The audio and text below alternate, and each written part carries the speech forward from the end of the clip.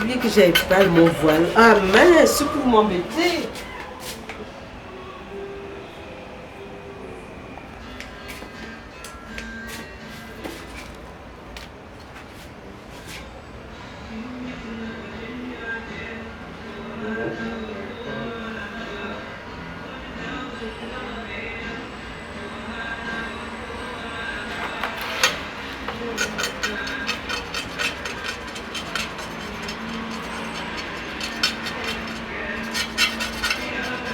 Je fais une matière.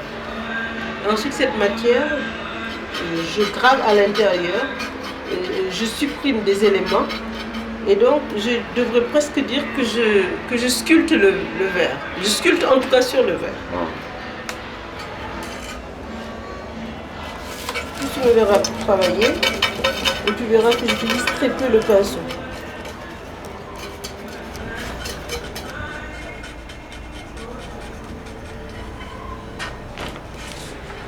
C'est pas achevé, hein. Mais il y a des touches que je ne puis faire qu'à la lumière du jour. Et de préférence, comment je dirais, avant 8 heures. Donc c'est impossible de préoccuper.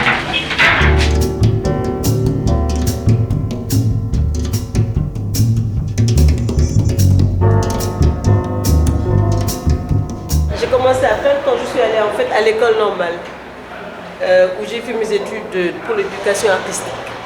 Mais avant, je m'exprimais de différentes façons. En décorant des choses, en créant des vêtements, en créant des bijoux, en aménageant des espaces, en inventant des recettes de cuisine, en bricolant, en faisant des sacs, en fabriquant tout, quoi, tout ce qui me concerne et en modifiant tout ce qui m'entourait. Et même les êtres.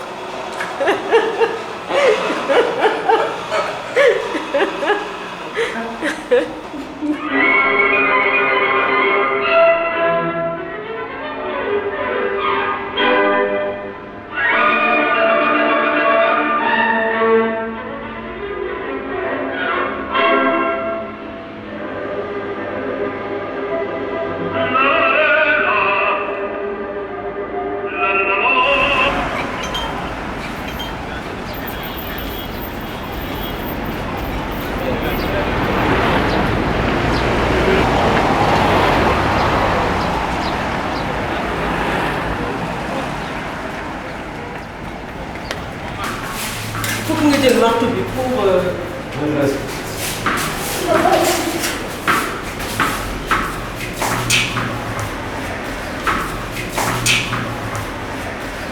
Je vais commencer par le comme ça,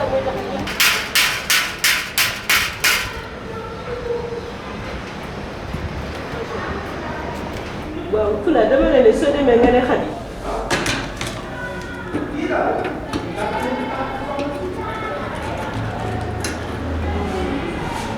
Pas marcher ça.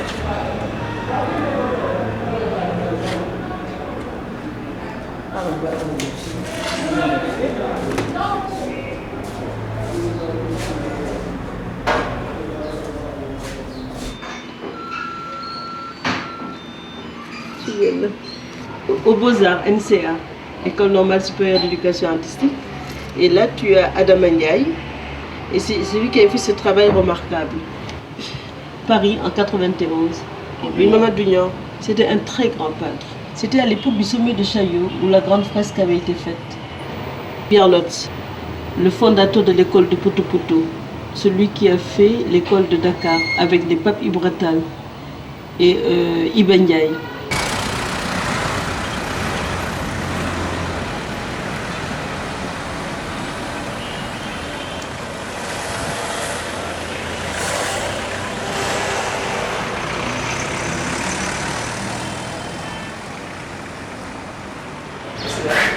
Je prévois YouTube pour des femmes qui ont des crochets qui ont travaillé autrement.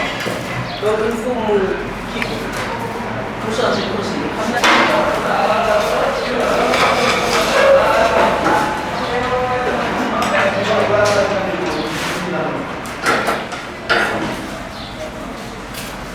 Quelles sont les différentes étapes de ton travail? Une première étape narrative, figurative, et disait mon père, anecdotique.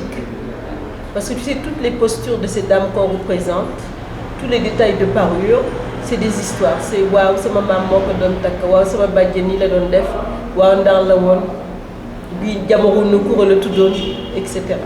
Donc, c'est dans la plus pure tradition du fixé sous verre.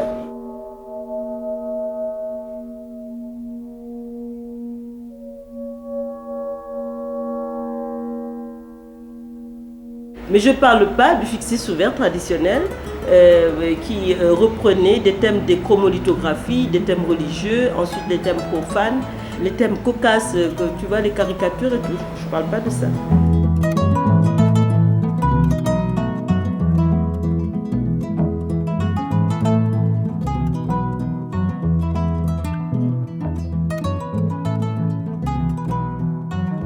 Nous, on est presque les vétérans, ouais. Serindia et moi. Ouais.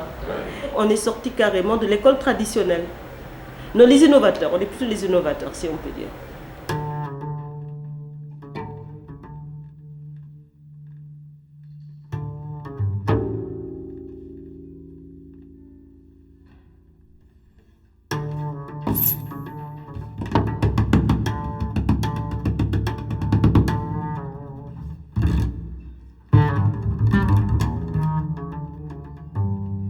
Ensuite, il y a eu une échappée vers plus de créativité, plus de liberté.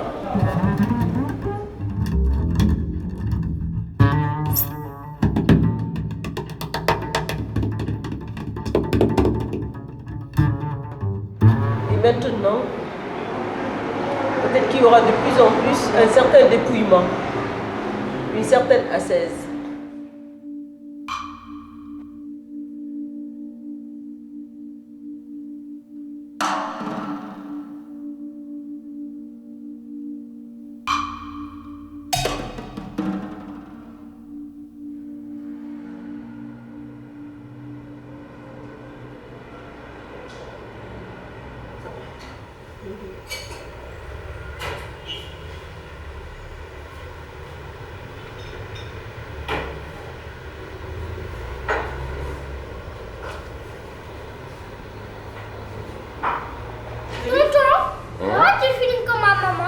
Parce que je fais le portrait de ta maman. Ramasse. Et vous, on vous filme qu'accessoirement, parce que vous êtes les enfants. C'est tout. Voilà, merci tonton.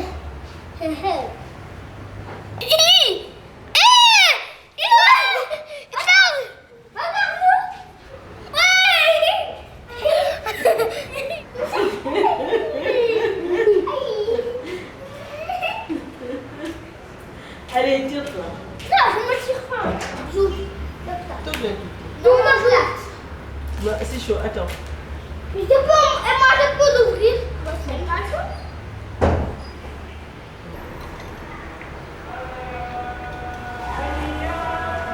Tu vas le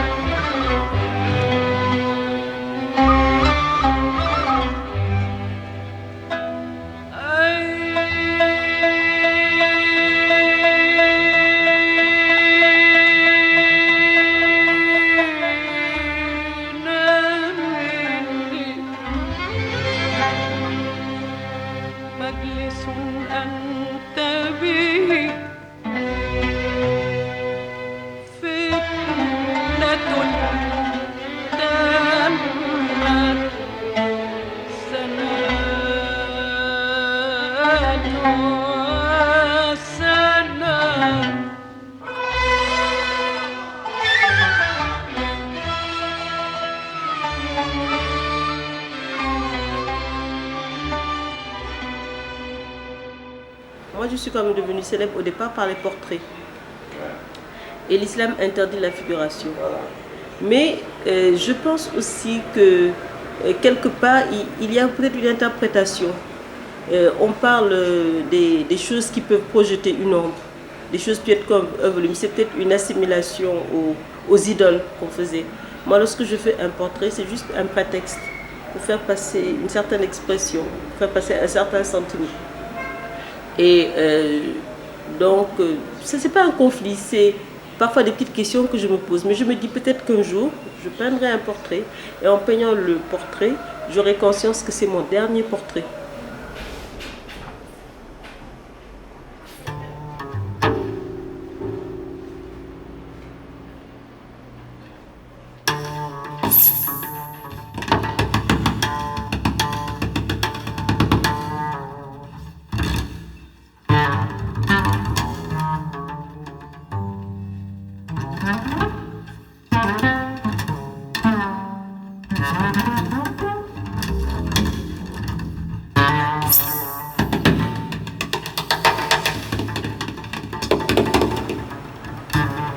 Je suis bien dans ma peau quand je sens que je suis en accord avec la religion comme je la ressens. Et je suis mal dans ma peau quand je sens que je déroge. C'est pour ça que je dis que la religion est le fondement même de mon équilibre. Quant à le fait que je sois artiste, je crois que c'est inné en moi. Ce n'est pas quelque chose que j'ai fabriqué, je suis artiste, c'est manifeste. C'est lié à un regard qu'on pose sur les choses, à la façon d'appréhender les choses. Je suis profondément artiste.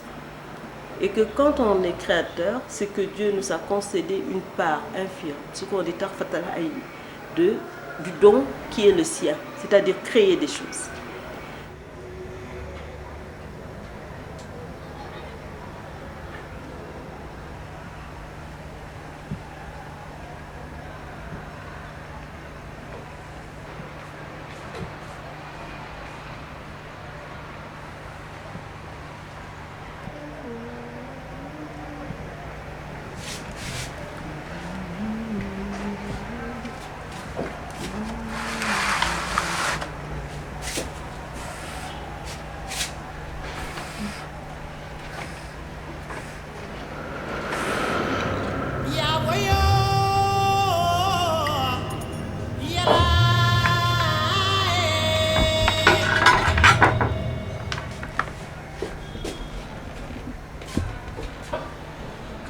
Donc vous voyez plusieurs séances parce que je travaille un peu à la chaîne. Vous savez,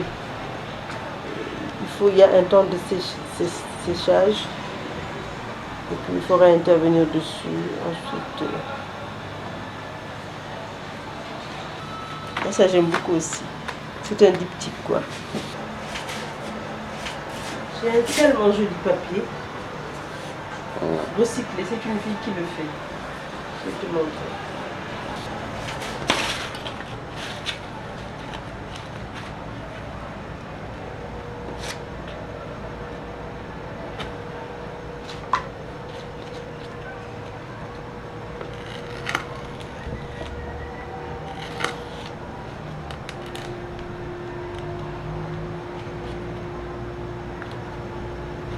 Vous êtes de quel signe astrologique? J'y crois pas. Bon. Mais quand même.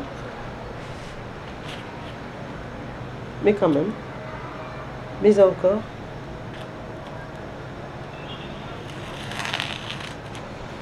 Moi, je suis du signe du salon. En quoi vous êtes illustré là-bas? Par mes grands-parents et mes ancêtres. Tiens. C'est ouais, du ring,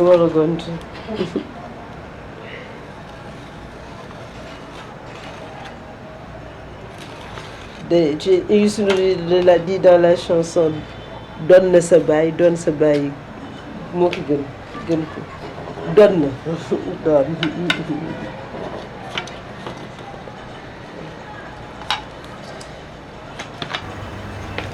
Le travail du verre et la mise en valeur, c'est beaucoup de manipulation et beaucoup de nettoiement. Nettoyage.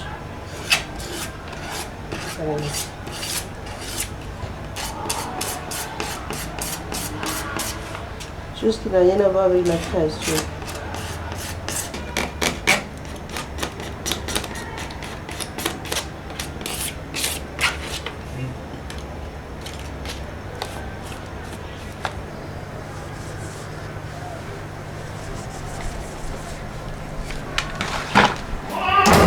Ah, c'est perdu.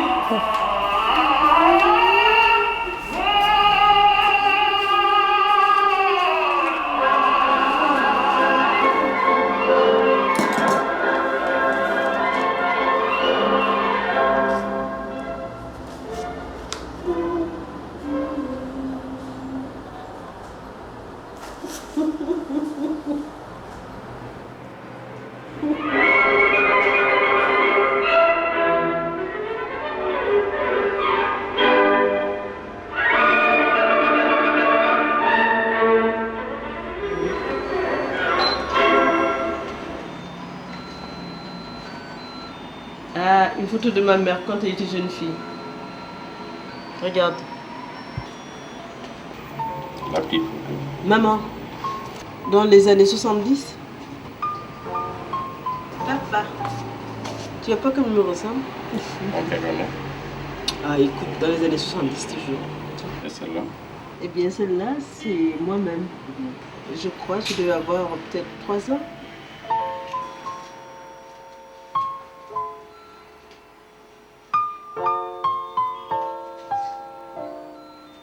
C'est avec notre fils aîné, mon premier mari. Voilà. Au mois de mai, il aura 30 ans. Il est où? Il est à Paris. Alors, je vais te présenter la Daïra Tidiania. Mon frère, le général Babacar Gaye, mon petit frère, Cheikh Mohamedou. Moi-même, le chirurgien Pape Makoumba Gaye, mon frère, et l'autre frère, Cheikh Ibrahima. Et ici, tu as Daba Diori, qui est la fille de la sœur de mon père, et qui n'est plus hélas de ce monde. Et tu as son frère Doudienne, qui est journaliste. Et ce sont mes gammes, mes esclaves, taillables et corveillables à merci. C'est pour ça que le jour de mon mariage, ils sont par terre. Et voilà, c'est comme ça. Tu vois pas un couple de mariés, là? C'est mon papa et moi-même. Ce fameux jour, il était heureux et je l'étais, et il était heureux que je le sois. Et dans cette même mosquée, donc, le rituel du mariage, argent et cola.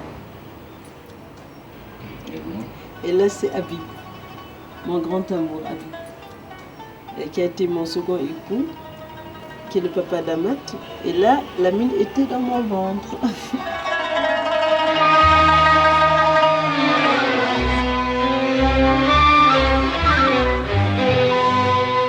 C'était quelqu'un d'extraordinaire. C'était quelqu'un de très profond. Et en même temps, qui avait le sens du dérisoire. Hein? Et donc, et on avait des conversations comme ça extraordinaires. Par exemple, on pouvait dormir. Par exemple, je pouvais travailler à 3 h du matin. Lui, il dormait, il se retournait. Il venait avec une tasse de café à la main. Il venait et puis il me parlait comme si la conversation n'avait pas été interrompue. C'est beau, hein? Oh là là là là là là, ma sens. Qu'est-ce que vous préférez? Là, c'est plus paisible, il y a des pauses et tout. Et là? Là, moi, je préfère ça.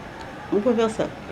L'expression. Hein? Oui, c'est plus dense. Parce que ça suggère l'opérette, l'opéra. Hein? C'est génial, ça. Ces bribes de musique comme ça.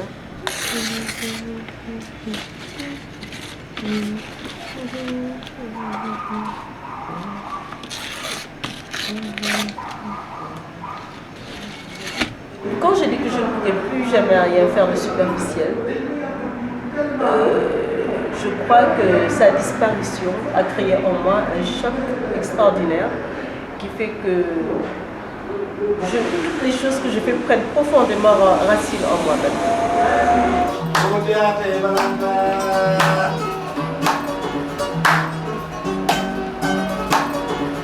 Le plus bel amour, c'est quand je sais que tu sais que nous n'avons plus que notre amour pour vivre. Le plus bel amour, c'est quand tu me forces à sourire alors que tu sais que je n'ai rien d'autre à t'offrir. Le plus bel amour, c'est ta vieille robe que je boutonne malgré ma peine et tes éclats de rire plein la maison.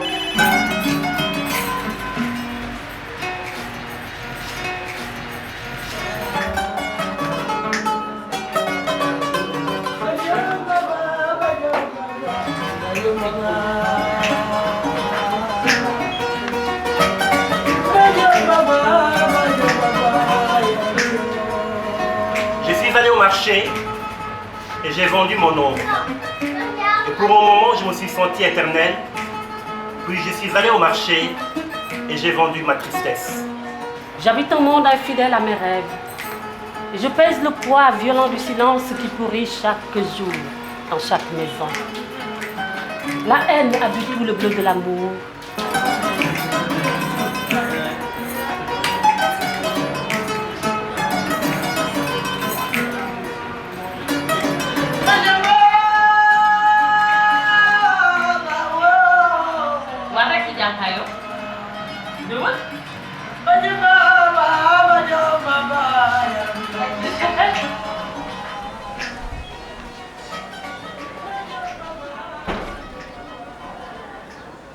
Une image donne des informations sur un événement.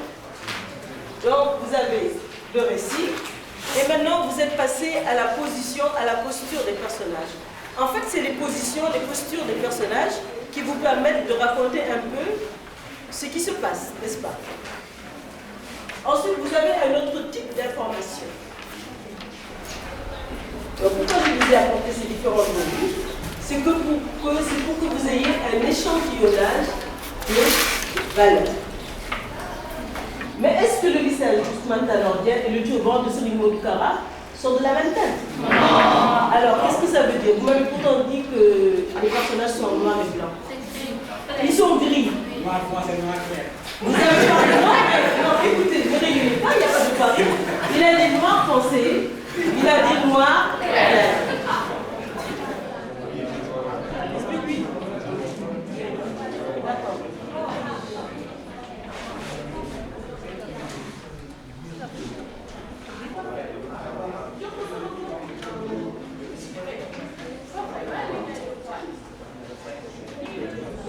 Vous devez avoir exactement 7 rectangles.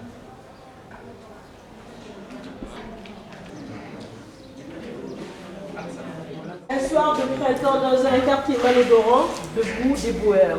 Vous jouez au printemps les enfants dans les rues, fleurissez le printemps dans les cours sombres, jouez le bleu murmure des ruisseaux, le chant des rossignols dans la nuit des ghettos. Martin Luther King les avait choisis. Le motel, le quartier, les odeurs, les éboueurs avec les yeux du cœur en ces jours. Alors j'arrête un peu, ça n'a pas l'air de vous plaire, j'arrête. Si, madame.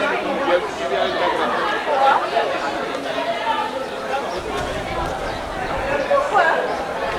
Qu'est-ce qu'elle a fait?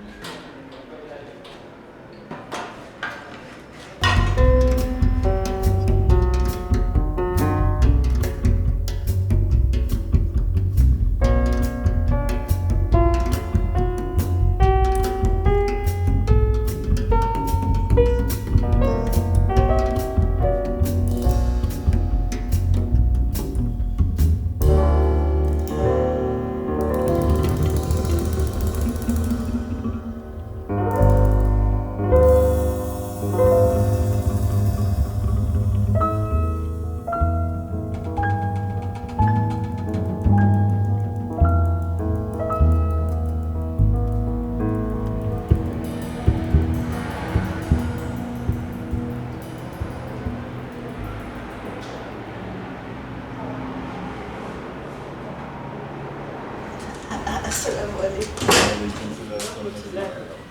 Alors, comment tu vas? Ça va?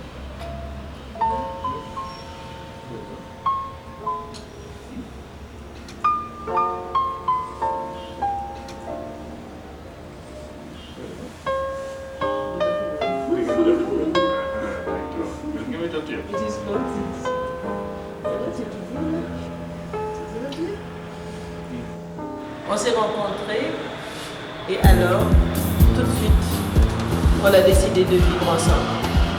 C'est exactement comme je te le dis. Et on a tiré les plans. On s'est dit, on se marie vendredi.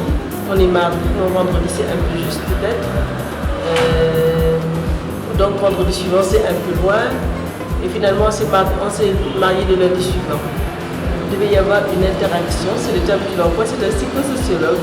Alors maintenant j'ai enrichi mon vocabulaire, j'emploie des termes savants et pédants.